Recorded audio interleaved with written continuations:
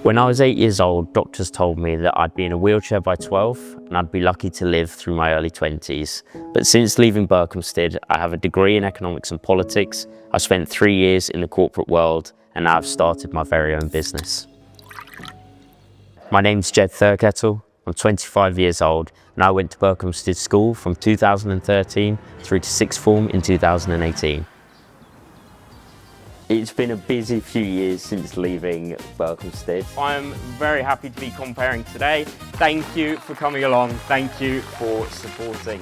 I went to university 3 years, the University of Nottingham, to do economics and politics. I spent two and a half, 3 years in corporate sales, which was interesting, in sustainability and market research. And more recently, I've now started my own business, which is called Juiced, J-U-C-E-D, which is a all-natural protein shake alternative. So we use real fruit as our base, and then we have 15 grams collagen protein, and my life is now spent trying to build that business up. So I developed Juiced, real fruit juice, high in protein and high in vitamin C with no added nasty. Woo! That is just as nice as I remember. So I was diagnosed with muscular dystrophy at 8 years of age.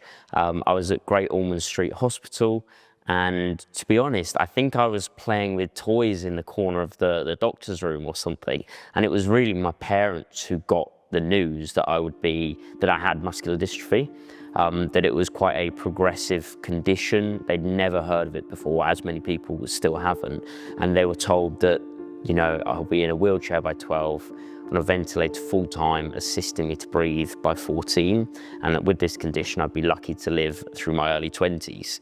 So at the time of receiving that prognosis, really a lot of people ask, well, how did you deal with that? But it's my parents that had to deal with that news. I mean, it's probably the worst news that a parent could hear, is that their child is likely to pass on before them.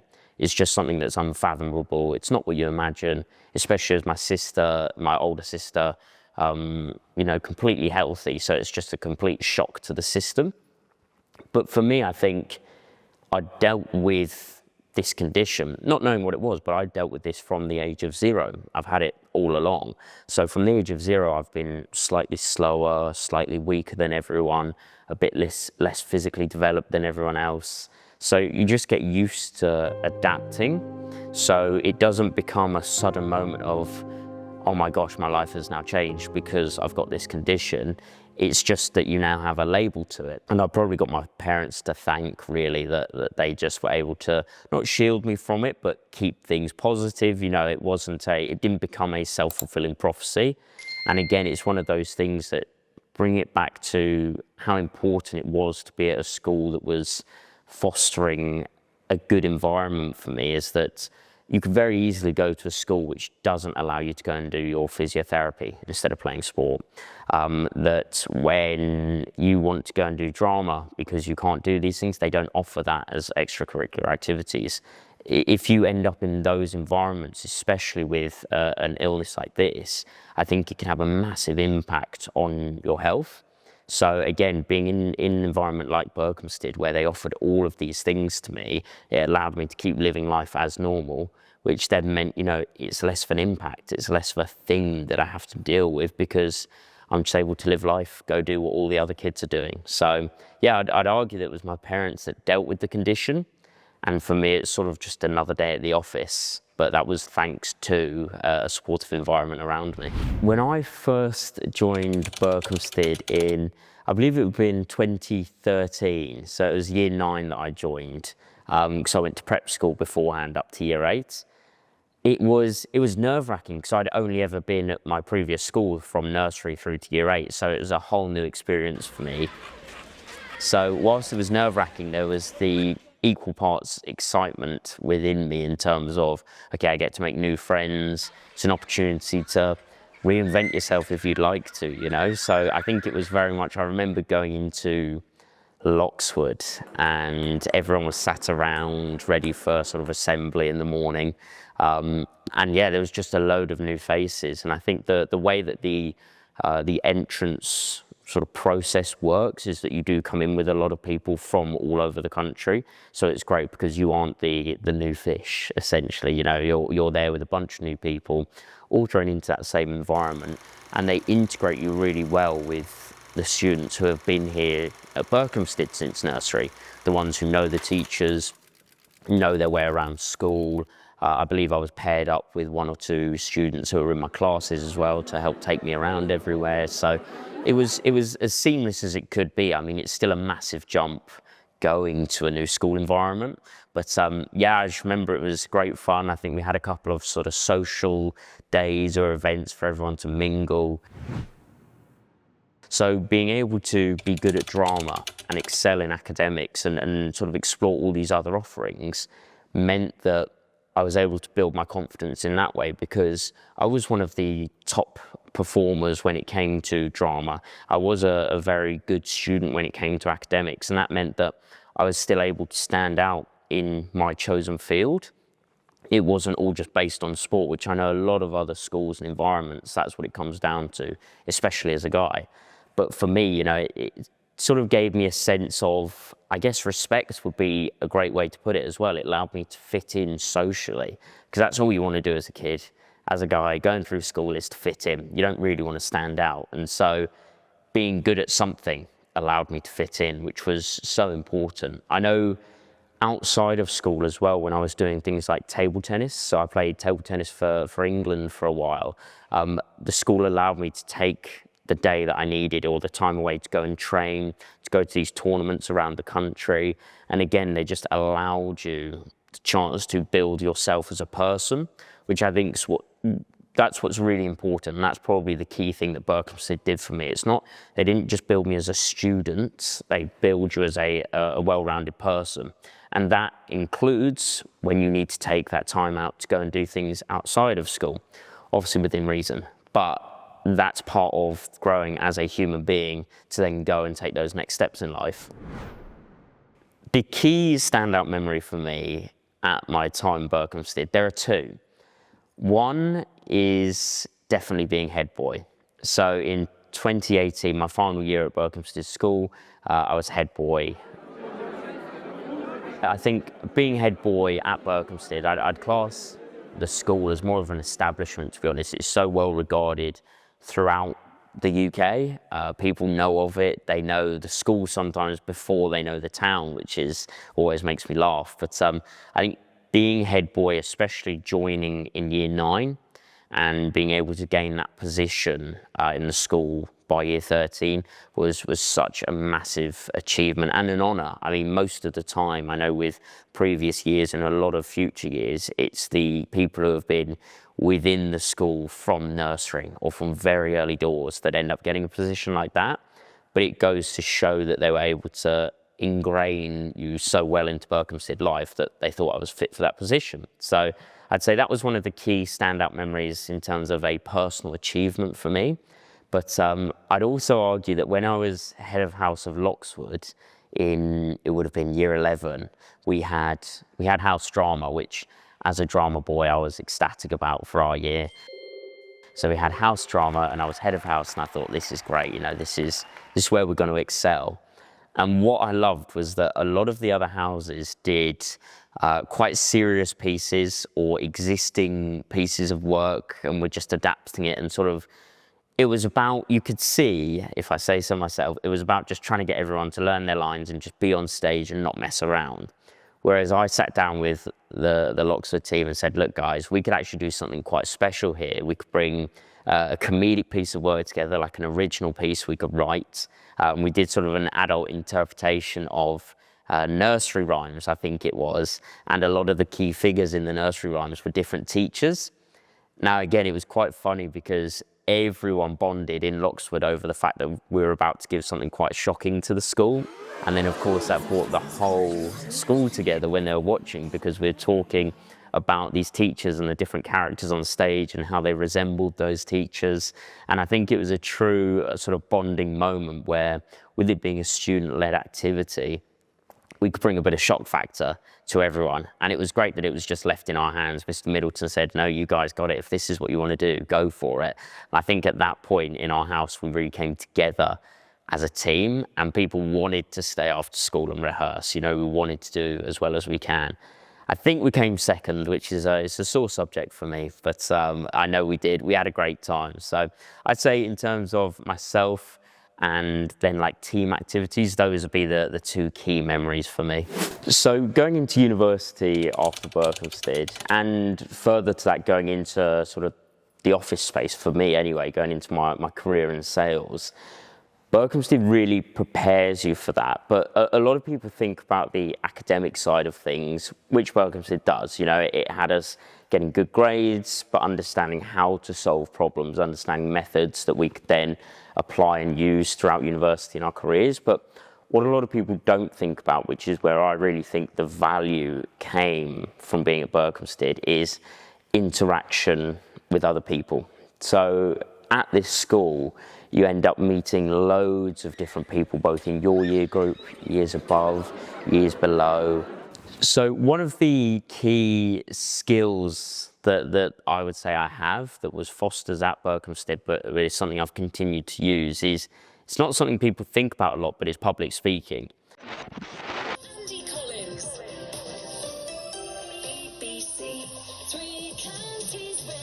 At Berkhamsted, I was given the opportunity to be in the debate team and debate with a lot of other teams within the school, and I think other schools.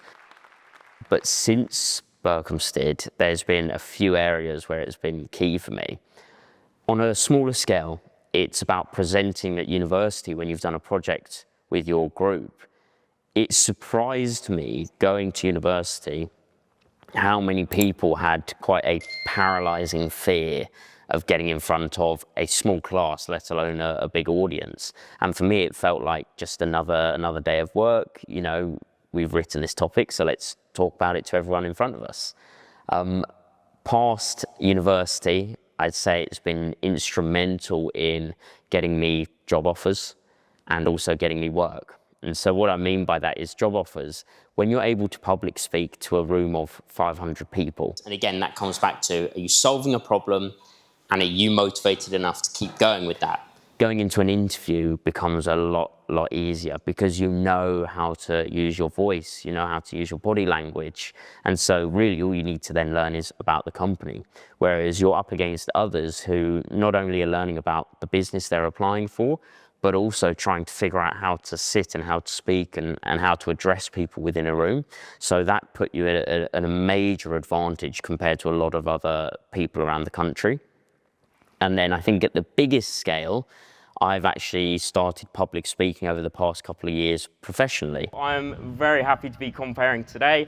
That was the big band with their very first song, Honk. So alongside my sales career, alongside my current business, I also do public speaking gigs, you could say in inverted commas, where you're addressing, again, a room of 500 people, 1,000 people. Sometimes they're paid, but I do a lot of them for charity too. So tying it back in with our family fund called Team Jed, I go to a lot of events with Muscular Dystrophy UK and am public speaking to a room full of CEOs, financial advisors, sort of big head honchos. And again, it just feels like another day to me because a lot of those people are quite scared of public speaking, whether they let on or not. So it's been such a valuable skill. I'd argue it's probably the most important skill that I have under my arsenal, but it was something that I was able to pick up and work on at Berkhamsted. So again, whether that was through extracurricular drama, such as Lambda, I was able to do that and again, learn how to present myself, but also with the opportunities that you get to speak to parents, a parents' evening, or when I was head of house and head boy, I was able to speak to a room full of parents. I was able to address the school in assemblies and speak to all of my peers and students, both younger and older. There are just so many chances that I got to be able to speak to rooms full of people or give quite open talks to people in quite intense scenarios, whether that be one-on-one, job interview, or there's a panel in front of you. So, I mean, I could go on and on about how important public speaking has been to me in my professional life. And as I say, I could go on and on about how many opportunities I had to be able to do that at Berkhamsted School whilst I was here. So since I've left Berkhamsted, I've actually been able to stay very much in touch with the Berkhamsted community, both the teachers who taught me, as well as my peers who I went to school with through the OB, or the Old Berkhamstedian network, or alumni network, as many people might know it. Hello, how are we doing? So every year when I was at university, we were invited back, or we actually met at a venue in London where we could see all of our peers, meet both peers who are in my year group, many, many years above and a few years below. So that's been a fantastic opportunity which Berkhamsted has organised and set up for everyone. It just keeps you in touch. You get to understand what's going on with the school. The school can understand what's going on with you. And present opportunities to you that might come about as well. You know, I know through a number of conversations I've said what I'm doing with my life, and in that network someone has said, oh well, why don't you come and do this, or why don't we talk about this or that. So it's been really valuable to stay in touch with that network through those events. I know as well that moving forward, I've been able to come back to the school and speak to students about my experiences. Okay, cool. I did maths, economics and chemistry at A-level. Going through school, through university, professional life, and sort of what I've learned. So that's been vital in staying in touch with everyone as well. But I know that there's been a whole team dedicated to that and dedicated to staying in touch with alumni or Old Berkhamstedians, which has just been fantastic. This year, 2025, I came to Berkhamsted to present or host Proms in the Quad, which is this amazing event where it's open to both people within the school and within the Berkhamsted community. I want to welcome everyone from Berkhamsted Town to Berkhamsted School. It is fantastic to see you all. I was invited to come and speak, host, introduce all the different acts within Proms in the Quad, and very kindly the school then offered, because they raised money at this event, they offered to put money towards Muscular Dystrophy UK as well, which they know has been so close to home for me. It's so close to my heart. And this charity raises money directly into research, to fund research into muscle wasting conditions. And it's something that they've encouraged and supported loads over the years. So it was incredible to be invited back to speak to everyone. Again, see a lot of people that I might have known when I was here, a lot of the teachers, as well as see the sort of swathes of young talent coming through as well, and just be part of the experience. At Proms on the Quad, what I found really interesting, and I will admit this, was how much the students have developed, not necessarily just in musical talent, which they have, but in self-esteem and confidence. So I know that when I played in the percussion, so I played drums back in the day in school, and you know, we'd play these songs that were written up for us or had been sort of presented to us. We'd play along the songs, everyone would clap, and we'd leave. Whereas here now you had students who had formed their own bands in their own time, written their own music, had their own choreography, their own outfits, and the confidence that some of these students were going up with is just insane. I mean, we never had that even when I was here, so it just shows how much they're developing and growing these students more and more and more.